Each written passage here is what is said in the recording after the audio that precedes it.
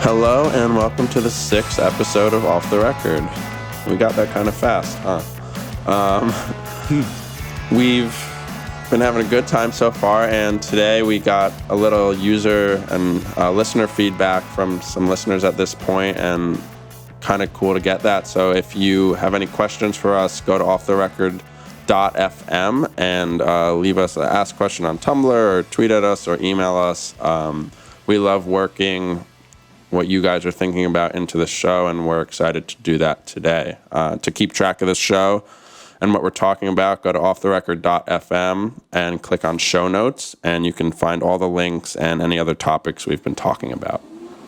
So we're just going to start off and talking about streaming and sort of the evolution of it over the last few years, rather. We got a listener email asking about Last.fm, and he said he was a big fan of the service, and that rung pretty true to me because I used it for many years, but it just seems like it never met its potential. And Jesse, we were just talking before, and you said you never really used it until you were working with Man Overboard, right? Yeah, so I found Last.fm to be like a great tool as a manager because we were able to do things like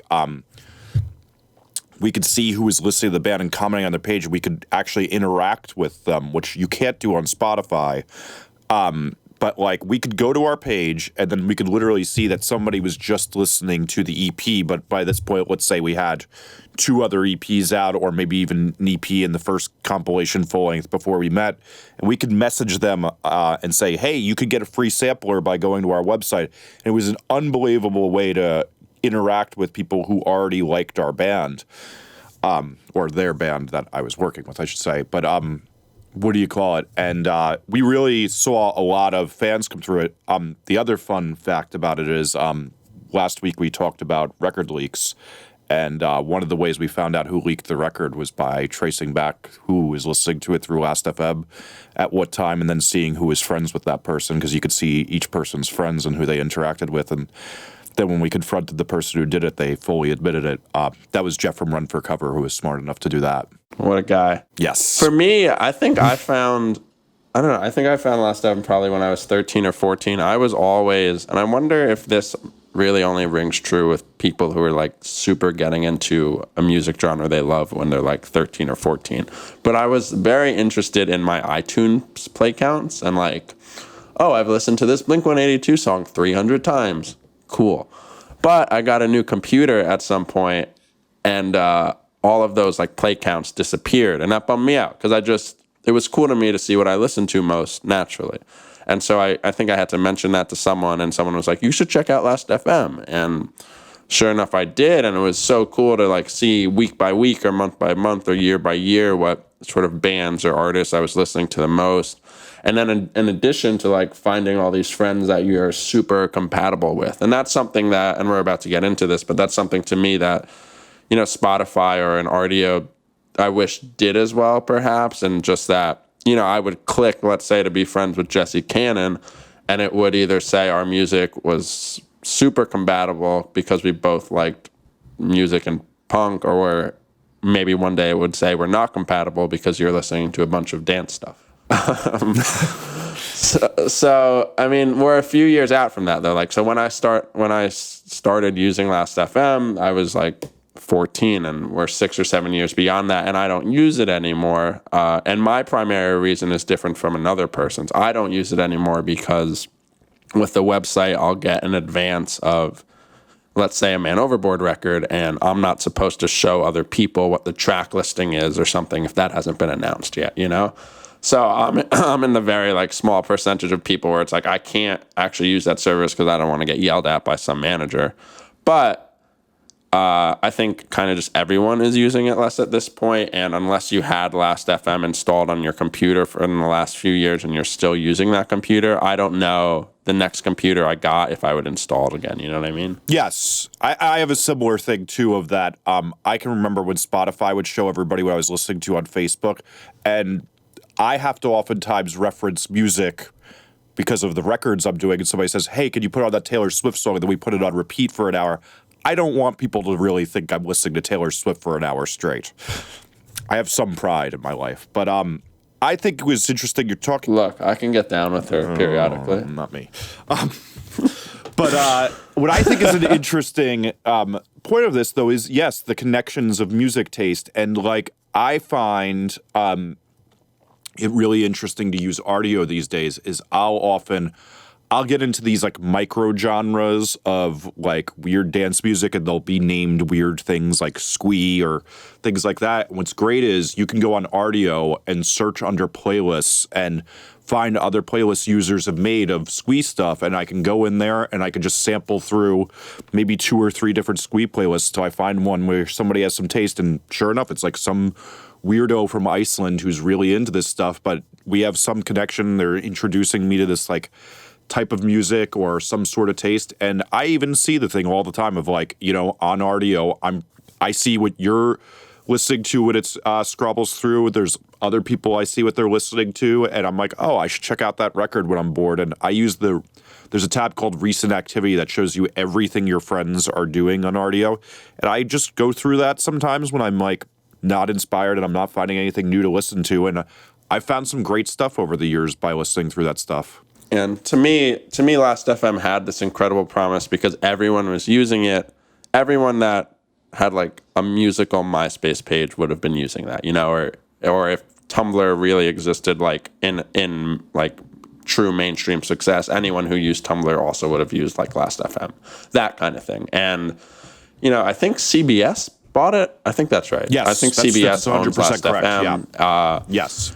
And, you know, it probably then seemed like a great choice because everyone only used Last M. There was really no other alternative. Like a streaming or a radio thing like Pandora existed, but they were very different. And so with Last FM now, a few years out from when they got bought, and now that it's on the very like major downfall now, it's just, to me, it just seems like there was really no game plan. There was no vision of how to make money. They had these radio things, but no one was using that because no one really was necessarily into the idea of online music radio besides a Pandora at that point, and everyone was more into the tracking. But now, of course, we've evolved, and you know, there is this more promise of money, I guess, from streaming, and I know you want to get into that from an Rdio and a Spotify, and Spotify and Rdio are obviously do tracking, and they do show you what your other friends are listening to, but that's more of a side effect of the tool itself that people like. And it's kind of interesting to see how everyone 6 years ago just wanted to keep track of what they were listening to,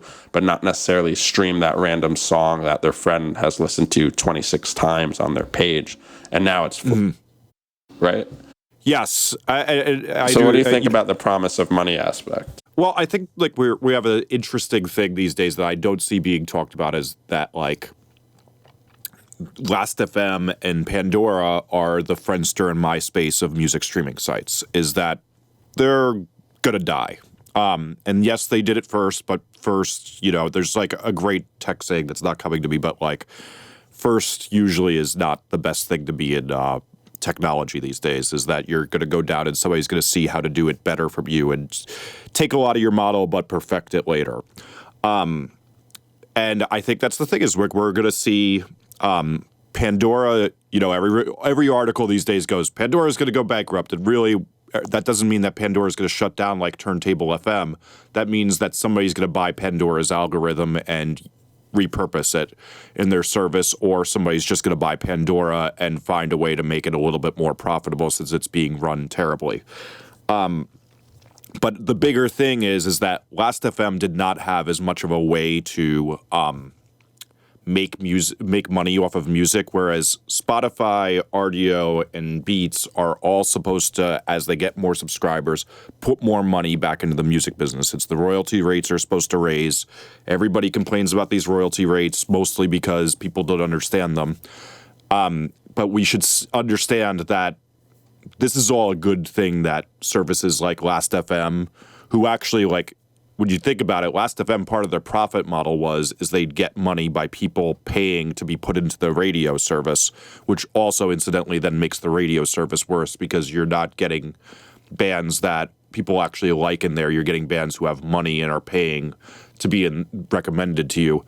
I always think that dilutes the quality of things, but that's another reason why Last FM didn't make it. But instead of taking the money from the bands, these services are paying out, and they're supposed to pay out more. And because they're so much better than torrent sites and people stop using torrent sites with it, this is supposed to bring the money back into the business. And I think we always see people getting really short-sighted about that when they start avoiding these services and get afraid and they read some dumb article by somebody telling them half-truths about royalties.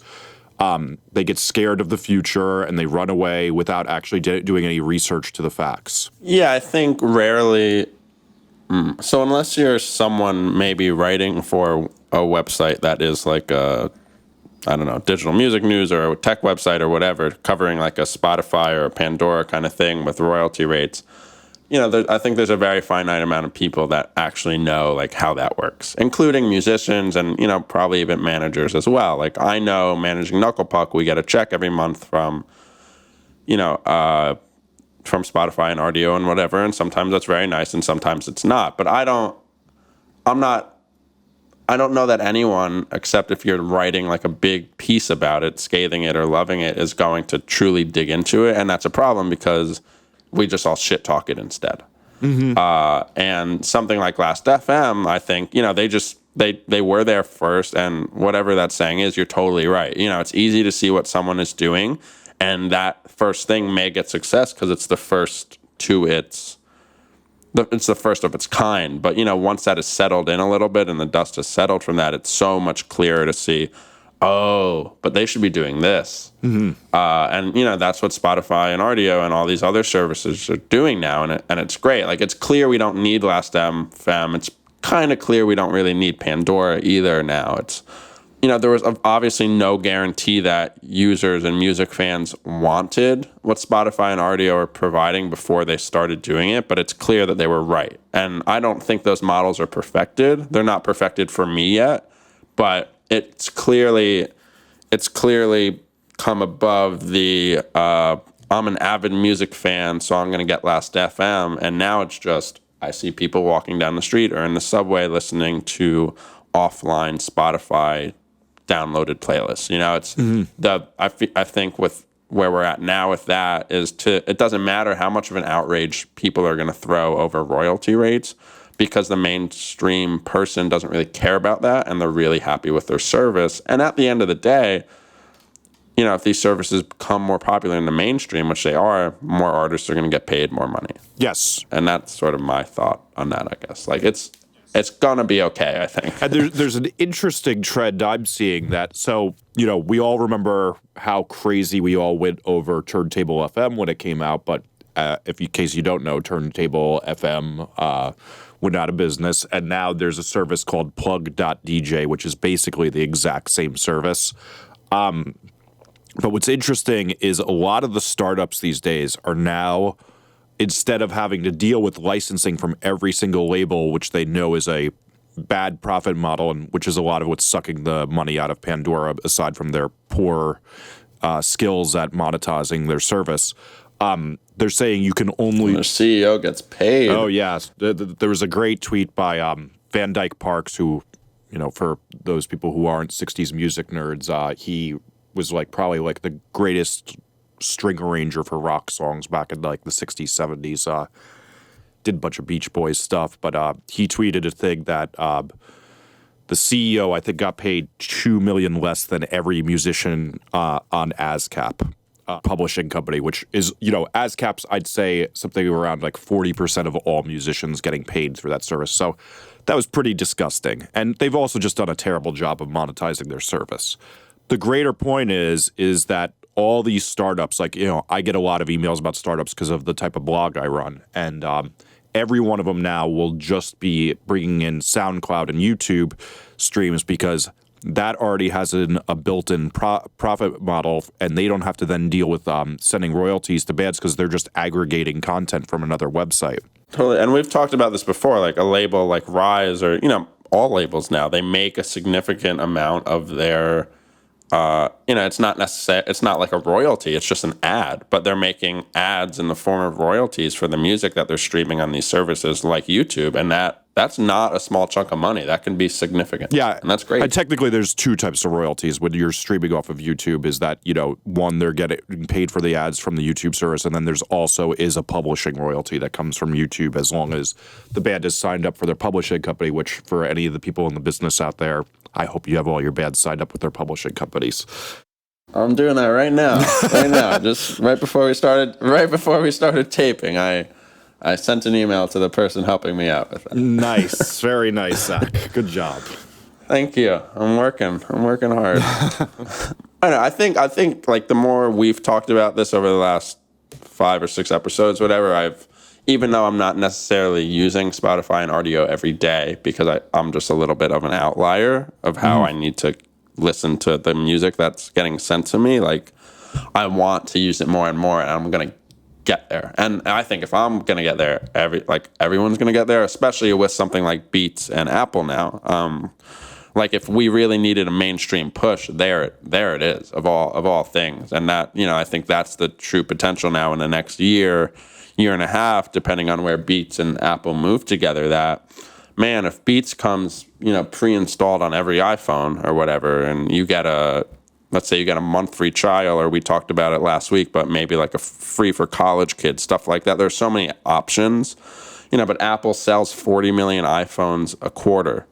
So, the option to really like push it to everyone is kind of significant. And Spotify is obviously doing the best job in getting their name out there. But, I think 10 million people in the world are registered for Spotify, like are paying. And that's great. I don't know that that's the right statistic, but we should check up on that. I think Jimmy Iovine said this. Yeah, I will check on that. But when I was watching the Beats announcement, Jimmy Iovine had said that number several times, I believe. But I will double check and put that into the show notes.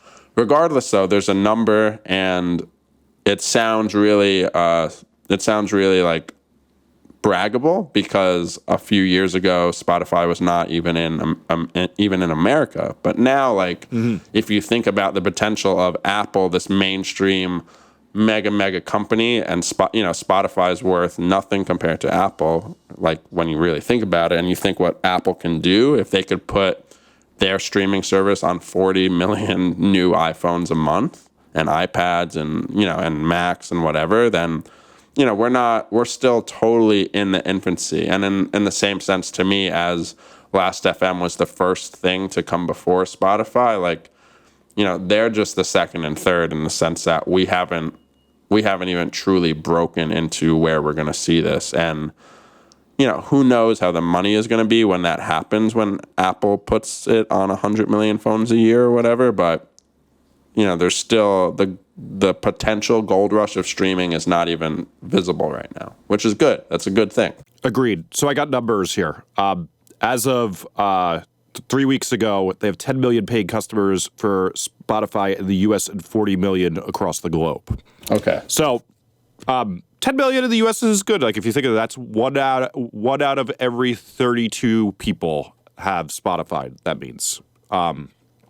I'm doing that. Yes, I am doing that math right. So I think another interesting aside to this, mentioned too, is that this thing of having the software come pre-installed, we also have to remember that we don't talk about this often, but there is Xbox Music, which comes with every new piece of Windows and every Xbox. And it's basically the same thing as Spotify, RDO, and Beats. We just don't talk about it as much because it's not very sexy or well done, but it has just about all the same music. There's Google Music too. Yes, like, the Google these things exist, but they're just not.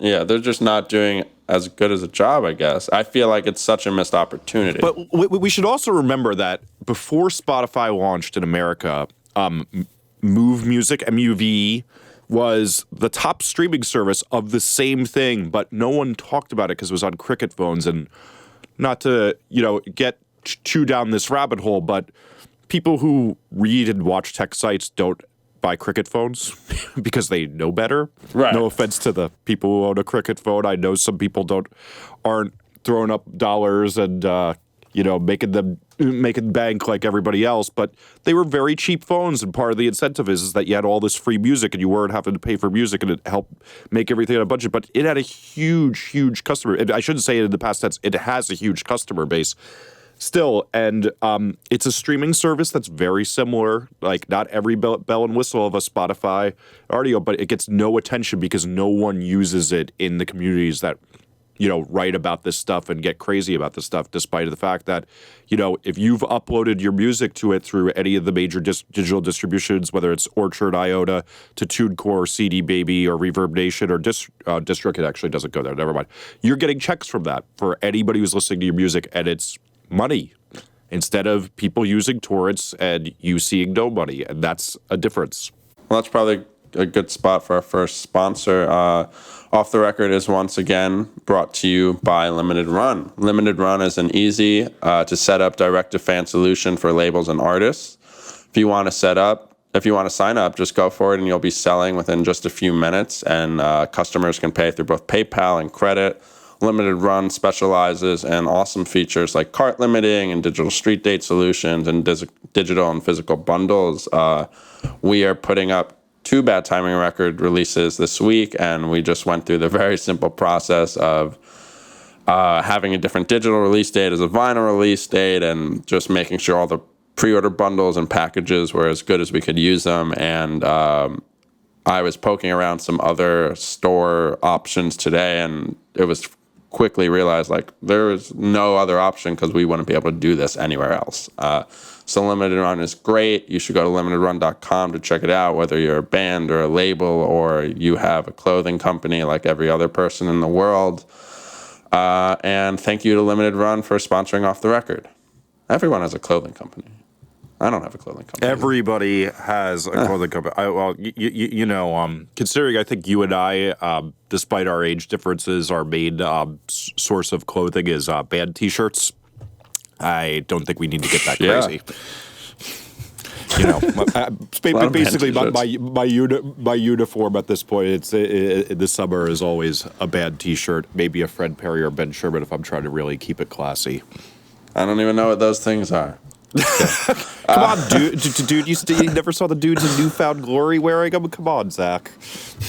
Oh, I've seen it.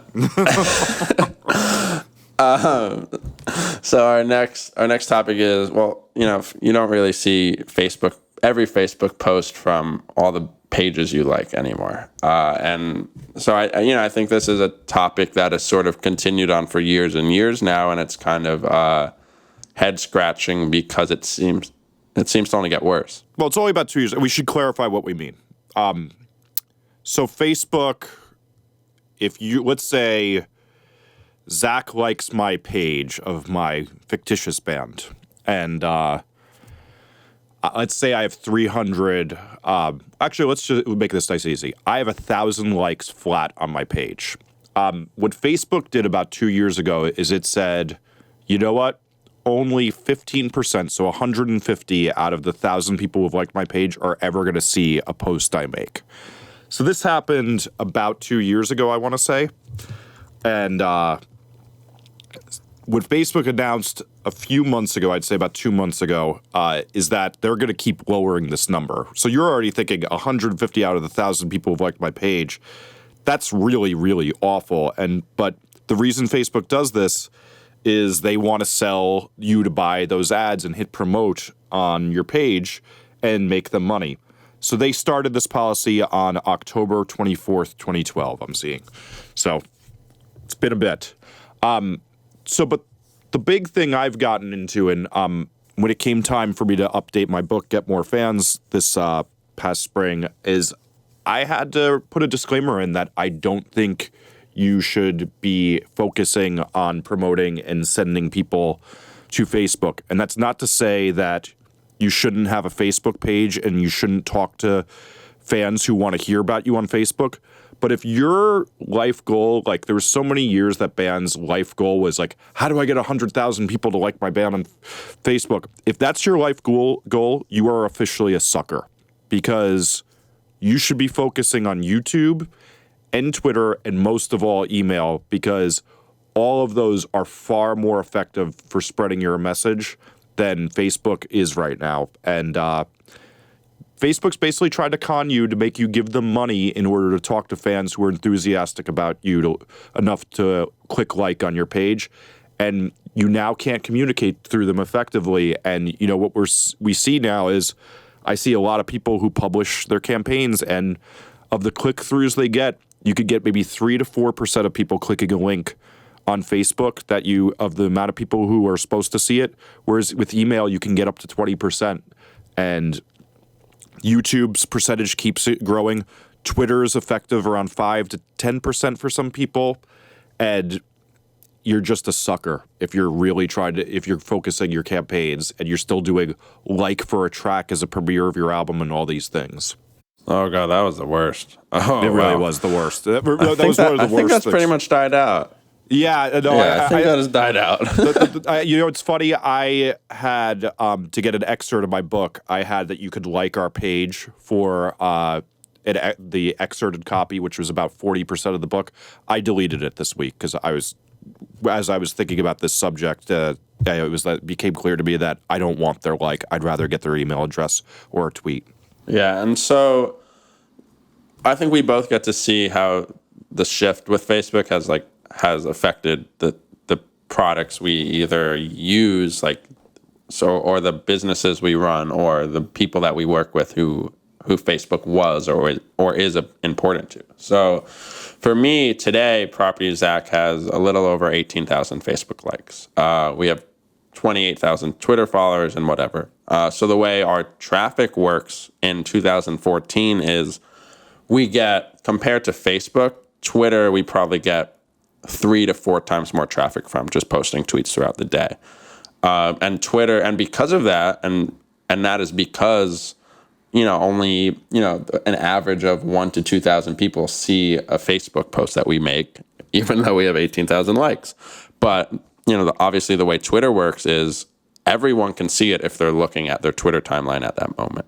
And so I put a lot more effort on making our Twitter page exciting. For Facebook, it's just an RSS feed of what we post, and Twitter is as well. But I'm much more willing to do a little something more to make what I'm posting on Twitter a little better if the situation needs it. But Facebook, it just doesn't matter what I'm going to do because that's not really going to get to that many people, and that's pretty upsetting to me because it actually used to be reversed when Property Zack was starting in 2009, and then let's say before Facebook made the switch in 2012, we would see more. We would see, I think, a lot more interaction from Facebook. And maybe that's because we'd be posting stuff in the middle of the day and high school kids were, on Facebook and now they're on Twitter instead in those hours. But, that switch is likely Facebook's fault if people have shifted how they're using the platform, And so I was poking around a little. And so today I clicked on one of our Facebook posts. I clicked the boost sales button. So if you don't have a Facebook page, on the bottom right hand of a post, there's this button that says basically boost performance or boost sales. And so we currently have 18,000 Facebook likes. It would cost $100 per post to have our Property Zack post reach a minimum of 18,000 people and a max of 48,000 people. And then you guys, that's just for $100. I mean, no biggie. Could do that all day, right? No. No, we couldn't do that. And then to take it a step further, I looked at Real Friends' page, and I do day-to-day management work for them, and they have about 170,000 likes, and that's great. That's awesome.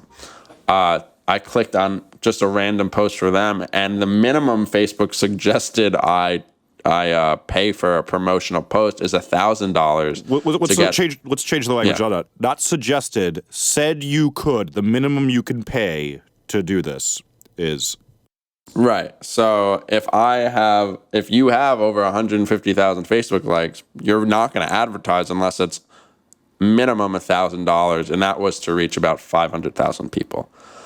And so, it's a really just frustrating thing. And, it's forced all these bands to become creative in a way that's either then comes off as kind of gross or just frustrating for the band. So, for example,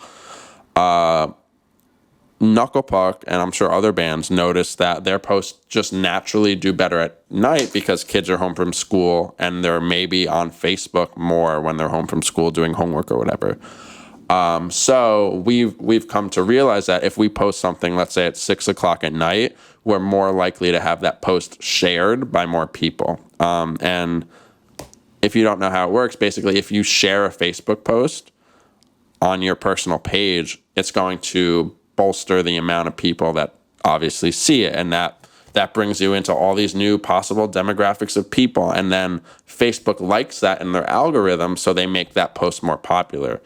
However, you don't really have any way to know or control that. It's just kind of a luck of a draw. Is this fan going to like and share and comment on this post? Because if he only does one of those things, I'm only getting 8% of my fans to see this. But if 50 people share this post, maybe I'll get a reach that's larger than my page. So it's, there's all these dumb things. Like bands are like, please share this post. We want to make sure everyone can see it. And on the one side, you probably have to feel like a little sympathetic because it's like, oh, that's such a bummer.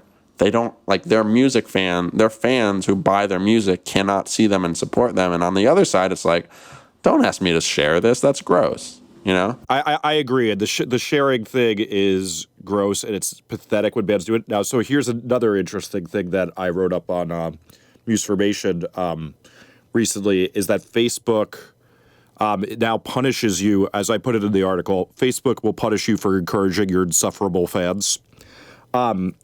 So your fans won't see your updates if you say things like, if you post the same content over and over and over again, like if they see you posting the same link, they start to punish you and won't let as many people see it. If you say, please share, not as many people will see it. They put it into their algorithm that basically they don't want you to do that anymore because they want it to be natural, passionate sharing. Now, part of me thinks that's good because, what we hated about MySpace is how spammy it got. And I think that it's great that Facebook tries to discourage spam. But at the same time, this is a really annoying thing for anybody who is like, hey, I'm going to try to build a place where I can talk to my fans. And at the heyday, and I want to say, let's go back to that 2009, 2010 thing. And you're a band like 303 and you're having a conversation with your fans in the chat of your comments, and you're getting 3,000 comments and a discussion going between fans about what you're doing.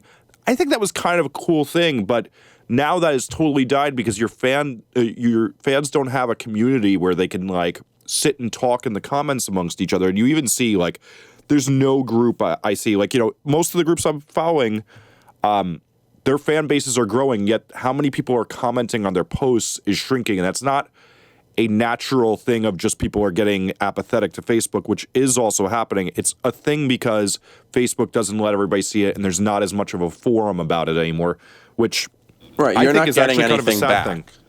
Yeah, you're not getting anything back. That's why Tumblr has taken over for this, right? Yes. I'll wake up in the morning and I will wake up to the world is a beautiful place answering 500 messages on Tumblr while I'm asleep or whatever band, and kids like that one because they're gonna. It's not only it's not 100 comments on one Facebook post. It's an individual ask to a band, and they may individually answer privately or to their whole follower base, right? And so that's so much more attractive to people now, or just tweeting someone on Twitter about hey, when are you coming to town? We came there 2 days ago. How do you not know that, for example? Yes. We should talk about that in a later episode. Yeah, we should talk about that because I'm the king of finding out that my favorite band played the day before. In fact, I added even the other week that... That's terrible of you. You shouldn't admit that. You know what the thing is I'm not... I'm so busy I don't always remember to sign up for Songkick updates and things like that. And it's also hard when a lot of your favorite acts are social media retarded because they're weirdo dance producers from England that don't quite know how to use the internet. Fair. I guess you don't run a website where you have to post about tour dates every day. Yeah. Stop old man shaming me, Zach. Jesus. So I don't know. It's just kind of upsetting to me. But I will say that Brand New announces that they're releasing an album tomorrow, and we post that on Facebook. Tons of people will share it, and we'll get crazy traffic from people that have never seen the website. So the thing about Facebook is, as much as it's frustrating, whenever I do something not on purpose and it works in Facebook's algorithm, it's incredible. Yes. Like we will see more new and organic traffic from Facebook from people that have never seen the site before than anything else. Like on Twitter, it goes to our 28,000 people, and people will retweet that and whatever, and of course we'll get new visitors from that. But it doesn't stand a chance when it like competes against Facebook. And I'll go into our real time Google Analytics and I'll see that like we have 80% new visitors on the site right now, and I'll click from where, and they're all referrals from Facebook. And it's just this thing that because of how Facebook's newsfeed works now, it's not the most recent stories, it's the most popular ones. So it doesn't matter if I posted this thing 2 days ago. If it's getting shared each day, it's going to be in the top of someone's newsfeed 3 days later, and I'm just going to get more and more from that. And it's awesome. And that's how it should work to me, but it happens like 3 times a month. But it could be happening for me or for a band or for a label every day, but there's no chance. No. So it's a bummer because it's phenomenal when it's phenomenal, and it's just so pointless when it's not. And the pointlessness greatly outweighs the usefulness at this point. And it's clearly not changing. It's clearly only increasing how they are working that method. And it's frustrating. They're going down this road further, and they're going to keep going down it. And I think what's an interesting side to this that you mentioned is that, so what should be your strategy when it comes to Facebook posts? And a lot of what I talk about in my book is that, like, if you're the type of person who wants to overshare and you have tons of news, Twitter and Tumblr are a much better place than Facebook. Facebook's almost like best to like just kind of keep your biggest news, but like the days of like, showing a picture of a cow you saw on the side of the road on Albuquerque on Facebook are so over. And if you're still doing that, you are a sucker. And you should really keep Facebook for the important updates, and also use it for what it is good for too, is time posts. Like as Zack mentioned, like 6 o'clock does really good for the bands he manages. And like, for example, for me, for music business content, around 4 o'clock on the East Coast does really good for me, and I see better results. Find those things, schedule updates, make them work, but like don't overshare on Facebook, because the other big thing is one of the other reasons not as many people see your posts is, let's also remember, unlike Instagram or Tumblr, you have the ability to say, even though I like this page, I don't want it in my news feed. And that's another big reason not everybody sees your posts on Facebook, is also that it's not just Facebook's hiding it. Facebook is hiding it, but you're also getting ignored if you're worse at Facebook and you're doing too much sharing. That's true. Sometimes you have to guiltily like someone's fan page that they invited you to, and you just hit ignore on it. Yeah, like every sometimes day. You just got to do that. Sometimes you just got to do that. Let's call that a daily thing. Yeah. One other thing I just want to quickly mention, I couldn't find a link, but I've heard Kevin Lyman from the founder of Warped Tour talk about this a bunch over the last year. Warped Tour, I have to give like props to Kevin. Like, he's incredibly on top of where his ticket buyers of Warped Tour live online. Like he is totally bought into that, like anyone else in his position and age has that I've ever seen, in terms of what he's doing as like a promoter, as an agent of a tour that is imperative to bring out 10,000 people or more a day, and they need to be they need to grow every year. We need to bring the new class of 14-year-olds in every year. And so Kevin has said that Facebook used to be their primary place. That's where they needed to get the news out about Warp. But now, like, he wants to just abandon basically Facebook because of this new model that they're just driving home. And so instead, Kevin is focusing all of Warp's efforts just on YouTube and Instagram. And it's really interesting. Like, he's like, yeah, if we post anything on Instagram, like, we're set. Everyone sees it. Everyone likes it.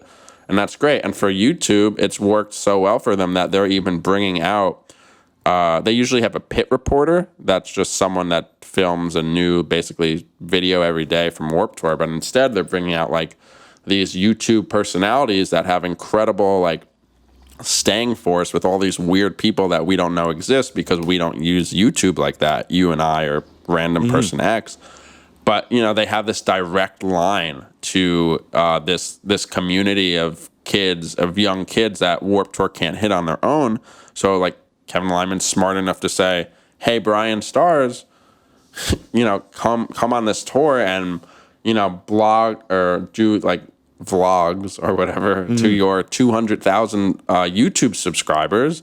And it'll be great. And you know what? Like, I think it is going to be great. And it's really interesting to me when you see someone that has this 20-year business of this really incredible and successful tour, keeping up and making, pretty important decisions on how to keep his tour vital and young.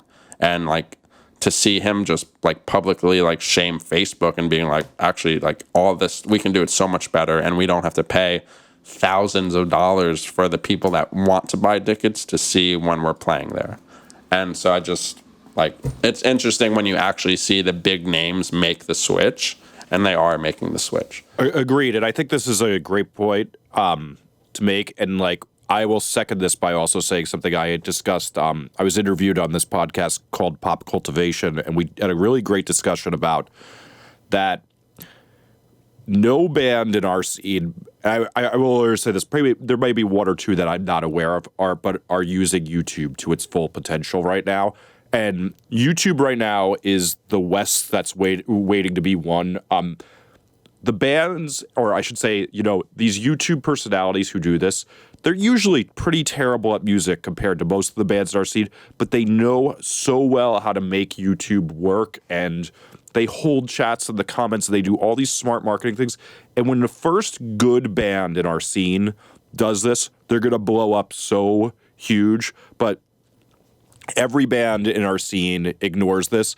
And so because of that, tons of terrible bands acts or cover bands, whatever we want to call them, are blowing up from YouTube because they're using the tools that are there and they're taking advantage of it. And the good bands aren't, and that could be a big change. And if you want to see an opportunity that's waiting to be had, YouTube is it in this scene.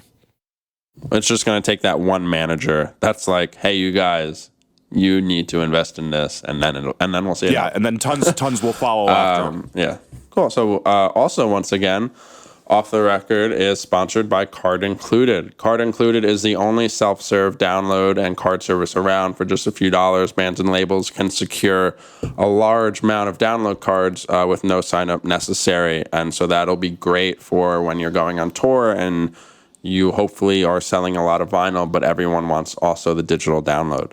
So go to Card Included to upload your music and logos in a nice, easy, and attractive manner for your download cards. Fans who use those cards to download your music have the option to let them know what state or what city you're in, and that can help you a bunch when it comes down to routing your next tour. So go to cardincluded.com for more, and thank you once again for sponsoring Off the Record. So this week, we also got a little feedback, or a question rather, about what our opinions on 10-year tours or just basically anniversary of an album tour. So not 10 years, but it's year 7 and the band just wants to play the album for whatever reason. So Jesse, you don't go to many of these, or you do? Well, the 10-year tour tends to be right now for the generation of pop punk that I'm not as enthusiastic about because I was kind of older, but I go to tons of reunion tours, and the big thing I find about these tours, like the full album tours, is I think every band, like when they have a successful record, when they go to do their headlining tour or the last tour of the cycle, they should play that album all the way through if people really liked it. Like, there is so many times that I've wished, like, for example, like when I fell in love with Say Anything Is a Real Boy and I was seeing them on tour, I'm like, just play the album all the way through. It's your debut album. Like, I just want to hear every song. I love every song on this record, and I think bands should do that a lot more often. I think kids would really, really respond well to that on a headlining tour. And advertise it as such. People will be enthused to hear that you're playing the full album that they love. And I think this is a great thing. I love a reunion tour. It gets me and my friends to get to go out and hang out and reminisce. But the 10-year tour thing, I don't have a lot of friends that are going to get excited about 10 years of Finch What It Is to Burn or whatever we're doing. But you know what? I'm looking forward to the Let It Unfold You one. I am too, for so many reasons. But I think you made a really good point about, like, if you're any band and you have an album and people truly love that album, they just don't love track 3 or whatever, then, man, it would rule to see some of these bands do that. So, for example, the Hotelier released an album in February called Home Like No Place There Is, and they just started a tour that is over soon with Modern Baseball, but everyone loves that album, and they are playing only songs from it, and they don't have like a 40-minute set to play the whole album, but they're playing like 7 out of 9 songs on the album. And that's my second favorite album of the year, and I saw them play it and I was so stoked. I was like, it's great that I don't have to wait 10 years for this or whatever. And it's phenomenal. And I saw them on Wednesday play it, and kids lost their minds. Yeah, it's just a thing where if you can write an album like that everyone's just like, every song's my favorite song, then you should do it. I think Deaf Heaven is the other example of a band that I'm aware of that's recently just is playing their full album, Sunbather, and that's really cool too. But so I think that's cool. I'm a person that typically likes new albums from a band, but I think a lot of people that at what point does that stop working? Is it only okay if you're a young band with 1 or 2 albums? Because, I don't know, Say Anything. Let's say everyone loves this new Say Anything record. Like, what about all the other songs? And I guess Say Anything's a bad choice because they're a cult band, but even if it's someone just like, I don't know, like a random popular band, like, can they really afford to play their new full album and be like, we're going to play an encore of Chorus, but that's only going to have 4 of our 12 quote-unquote hits? I also think bands can step up the game. Like, Say Anything's a great example of this too, is, sure, play all of Hebrews and play a 2-hour set. I think so many bands are afraid of that long set these days. Is like, I don't know, maybe it's, and I admittedly get a little tired after have trouble watching bands for even more than 30 minutes for most bands, but a band like The Cure plays a 2.5-hour set. Now, they've been doing that since they were about as far into their career as Say Anything is, and I don't think that's the thing. Is if you have a long-lasting career of songs people want to hear, that's not the worst thing. And the funny thing is, like, to use The Cure as a great example, is they have a couple albums fans really hate, and they kind of skip over them.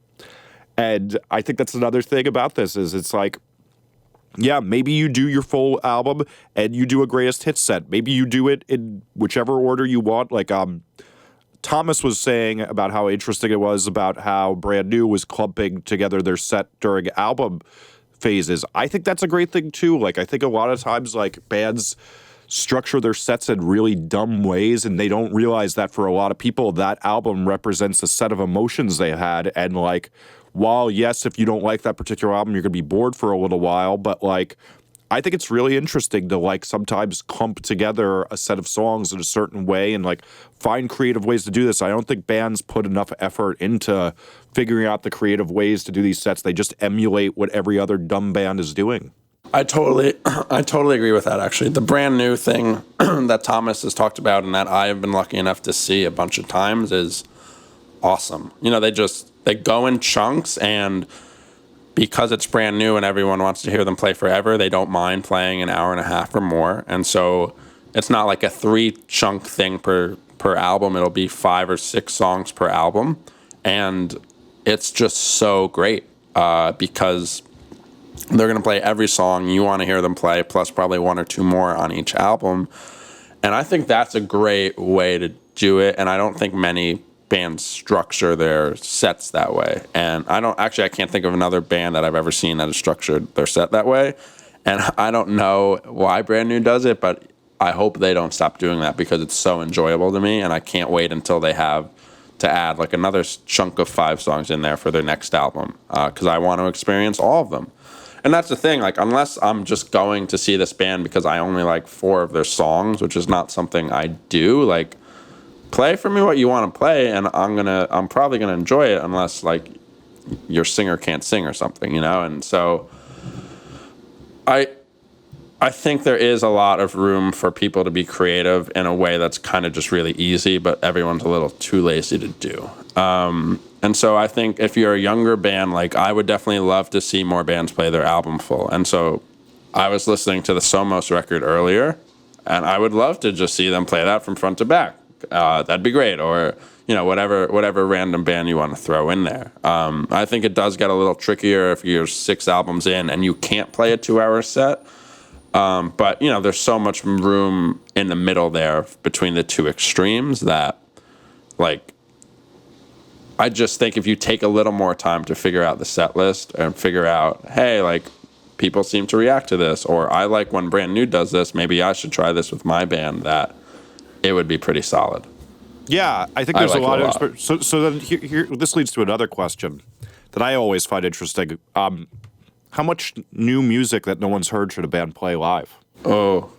So I don't think anyone in the world, like, I feel like 90% or more don't like that, including the bands who do play their new music before it's been released when they go see other bands.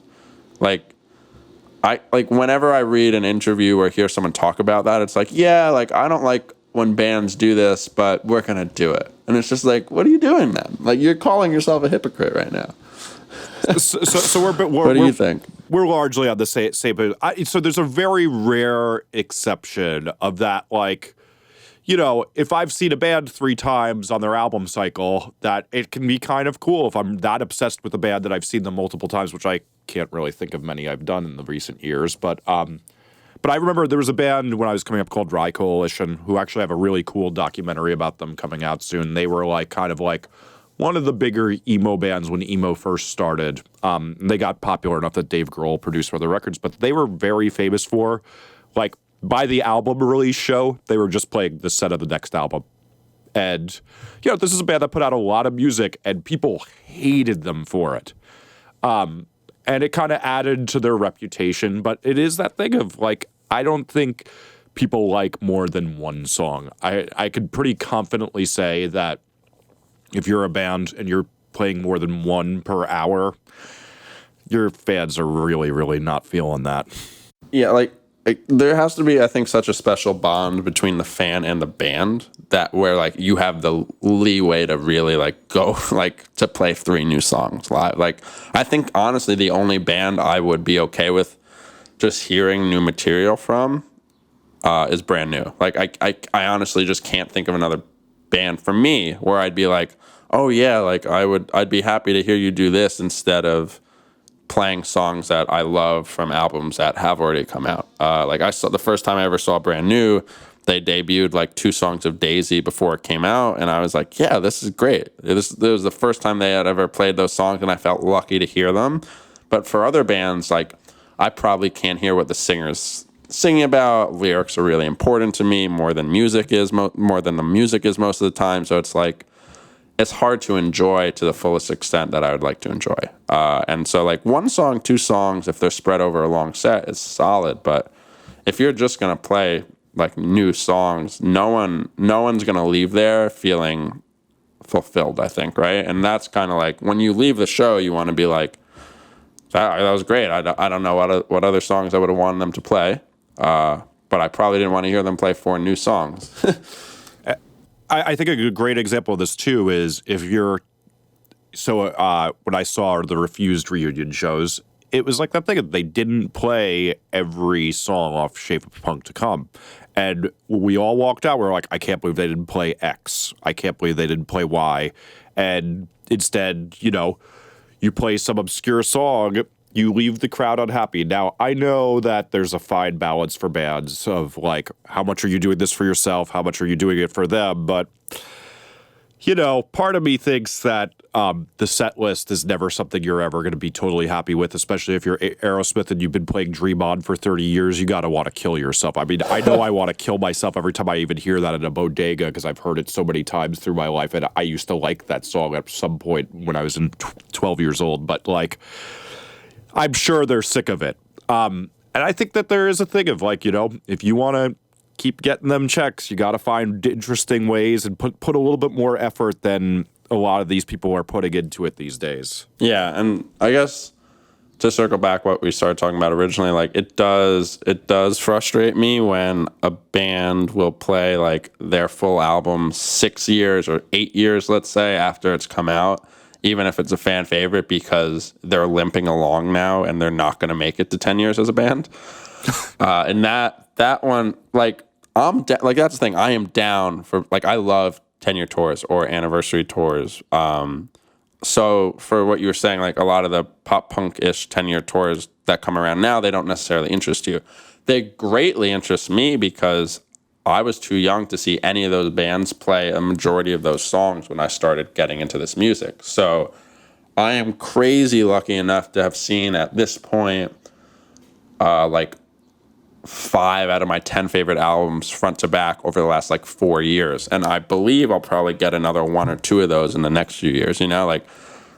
I saw Brand New play all of their albums last year. I saw Taking Back Sunday do Tell All Your Friends 3 times. I flew to LA to see Blink play my favorite album of all time. Like I feel so lucky to get those experiences, and like I love it. As long as the band is not like as long as the band can still like play their instruments and do it well or whatever, like that rules so much to me, and I feel so lucky. Are you implying Blink-182 can play their instruments? Well, they don't need to. There's a difference. It's okay if Tom messes up that 10th guitar riff. It's okay. It's all right. It's gonna be all right. But I just feel so great about that, and I feel so lucky, and I'm like, yeah, I don't care. Like, I don't even view that as a money grab. I just view it as like it's a celebration. But when you see that band do like a tour 13 years after or 7 years after, it's just like, what are you doing right now? And at that point, sometimes it'll feel a little less authentic to me, and it just bums me out a little. But at the same time, like if I love the album, I am going to be excited to see the album. But for example, like Lydia just did a 10-year tour of Illuminate.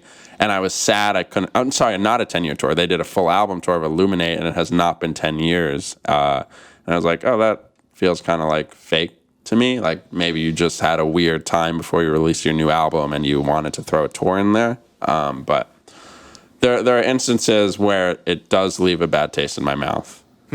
So 10 years is long enough for you, but 7 years you're a little like, I don't know about that one. Yeah, like 10 years, like I guess 5 years is okay too, but I don't know. There's just something to me if it's like, we didn't want to wait 3 more years. I'm like, I'm sure your wallet didn't want to wait 3 more years. That's right. 10 years, it just seems kind of like that. Like that is what we have come to expect now, right? Like that's just the like quote unquote like industry standard. Do your 10-year tour. Great. And so I feel like anything, I don't even know if that should make me feel good or bad, but it's just accepted. And so I feel like when you see a band be like, we're not gonna be able to be a band for 3 more years. We're just gonna do this now. That's when it's like, maybe I wouldn't have rather you done it at all. Cool. Well, that's probably a good place to leave it. Any recommendations, or have you been too studio busy lately? Yeah, I've been very studio busy, but I've been reading a great book called The Obstacle is the Way by Ryan Holiday that I think anybody who likes this podcast would enjoy, which is it's a lot about like stoicism and that the challenges you have are the most important thing, and that when something goes wrong, having to figure out how to make it go right is the most important part of your life. And it's a great read, and it's really fast too, so you can get it, and it's really inspiring, and I've felt really inspired lately from reading it. Awesome. I would recommend Kevin Devine's Matter of Time live EP record. A few years ago, before Kevin went on a tour, his goddamn band just went into a studio and tracked all these songs that they'd be playing on the tour live, and it rules. Also, Andrew McMahon played Everything in Transit at a one-off Chipotle festival in San Francisco this weekend, and I am crushed. And so everyone listen to that album because it's phenomenal. And that's the one album I really need a 10-year tour of still. So please do that for me next year, Andrew. I would really appreciate it.